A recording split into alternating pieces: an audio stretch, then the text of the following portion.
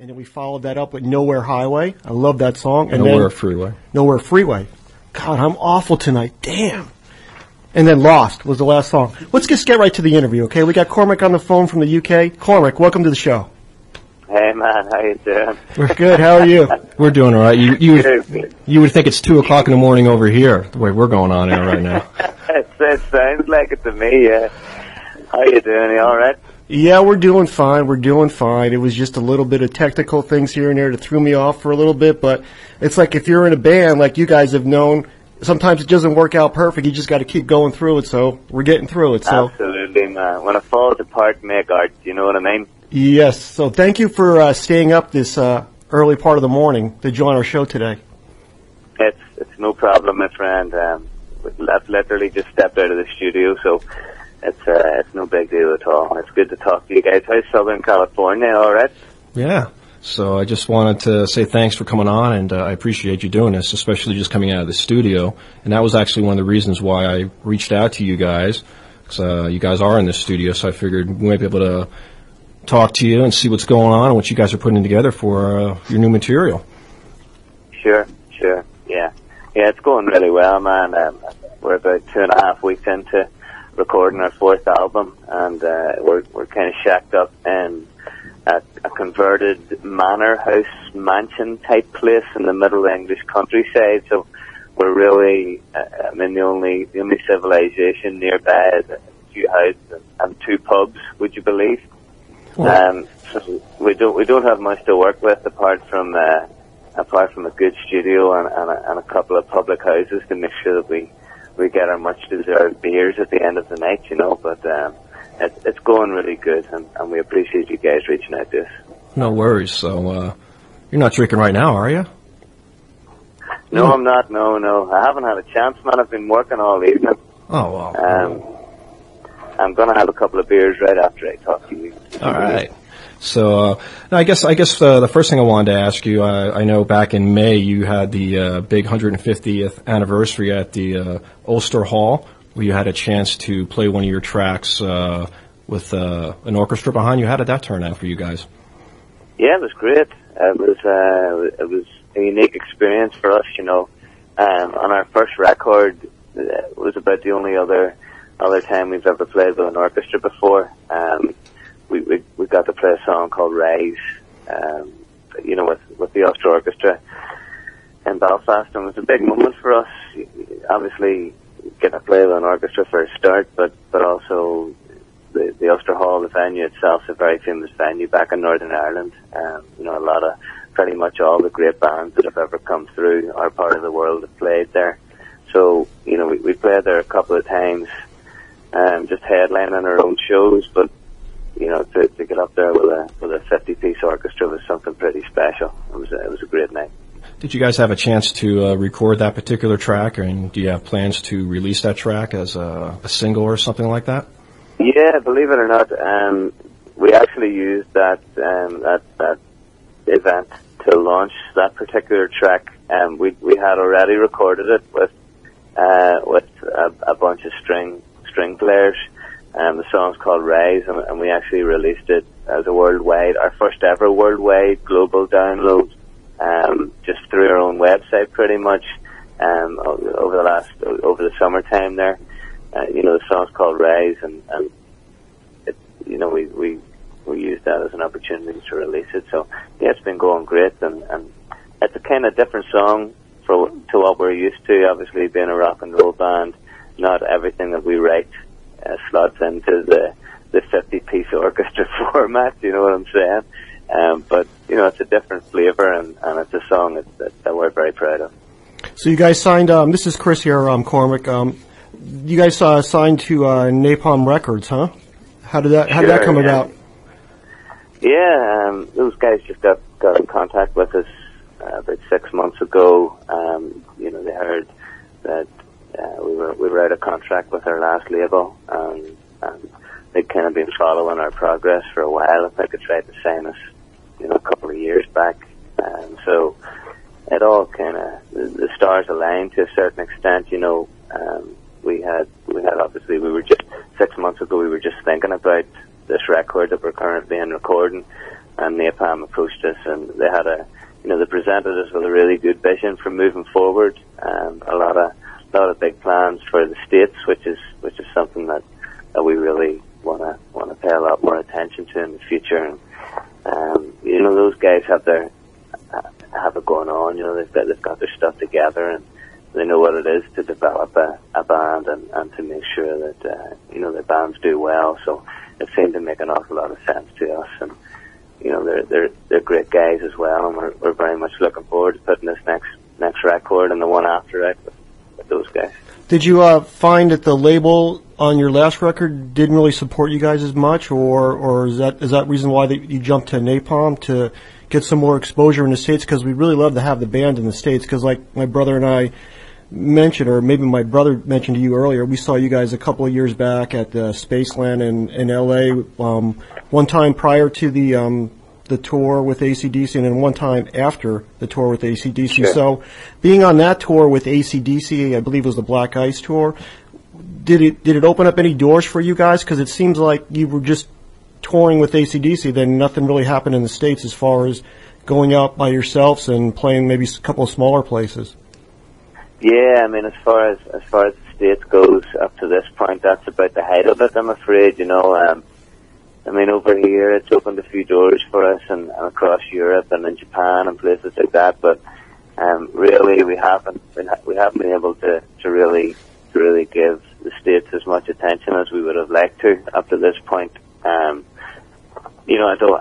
I don't want to start playing the blame game or anything like that. But we, obviously, off the back of our last record, Revival, we did have high hopes for getting over to the States and putting a few good solid tours together and seeing where that took us. But we really, that end of things hasn't really worked out for us up to this point. But as I say, a big part of this deal with Napalm moving forward is the commitment that they've promised with regards to getting into the United States again. So we know that having played with AC/DC all over the States and Canada as well, there's a lot of people out there that know about us. So there's a lot of people out there that are into our music, and we really feel that if we get a proper shot at it and a good run of gigs and a good 6 months worth of touring, you never do know what lies ahead with regards to the answer and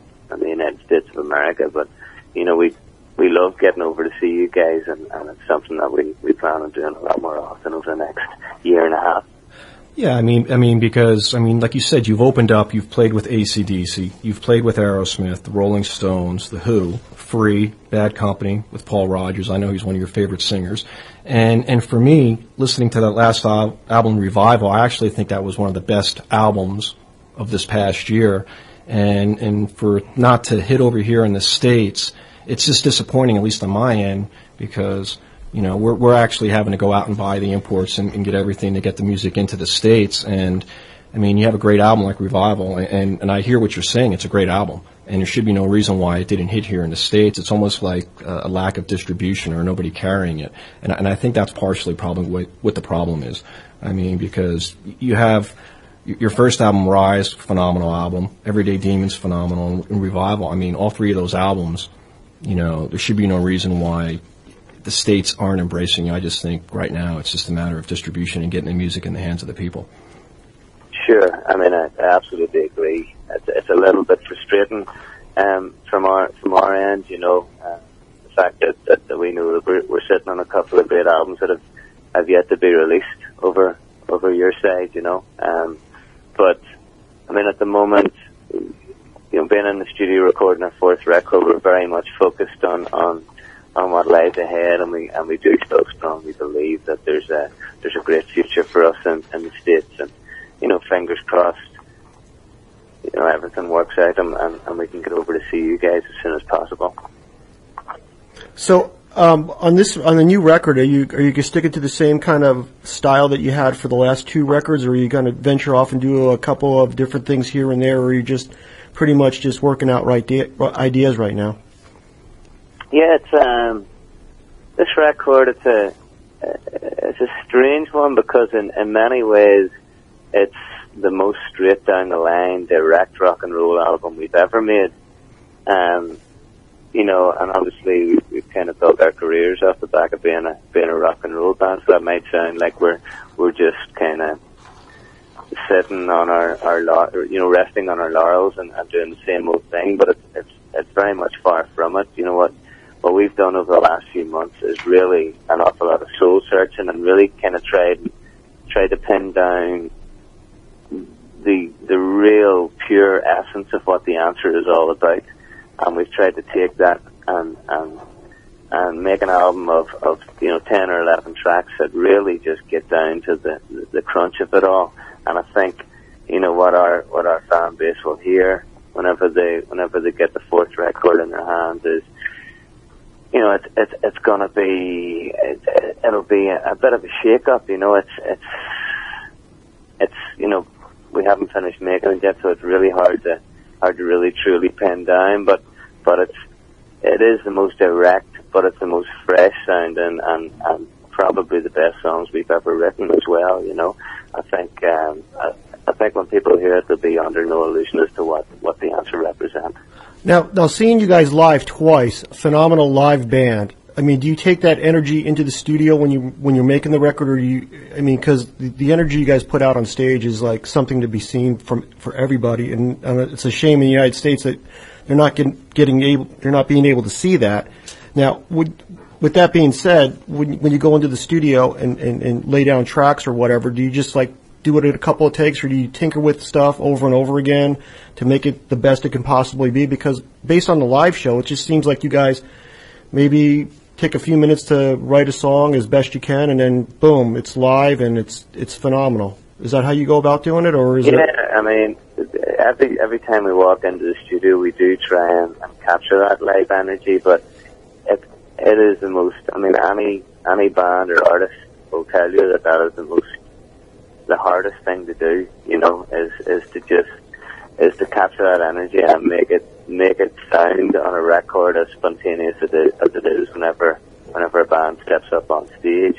I do truly think that this record has captured that best of all over the board of our four albums. And I'll tell you, it's not a case of getting up there and doing one or two takes. If anything, we've done more takes of each song in this record than we've ever done before. I mean, we're stepping into the live room every day and we're doing 25 takes per song for this record. And the thinking there is, it's not.